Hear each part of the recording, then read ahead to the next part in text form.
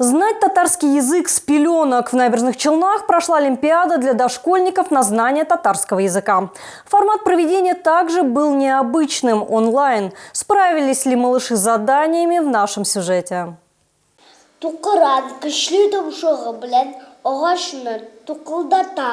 Этим 4 малышам выпала честь выступать за родной детский сад номер 82 «Подсолнушек». Отбирали их среди всех ребят дошкольного образовательного учреждения. Я знаю хорошо татарский язык, но лучше меня знает Хофиз. На детском саду мы угадывали загадки, стихотворения, читали. Всего на олимпиаду по татарскому языку заявлялись 60 детских садов. В каждой группе по 4 ребенка. Но уже после первого этапа большинство отсеялись. Из этих 60 детских садов вышли 10 садов в финал.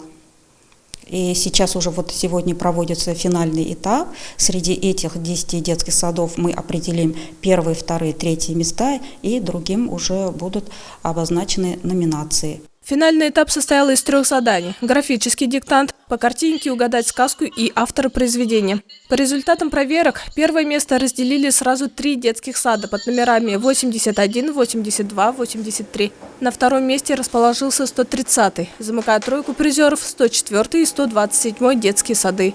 Эльмира Гайнудинова, Кирилл Хабзей. Новости Челны ТВ.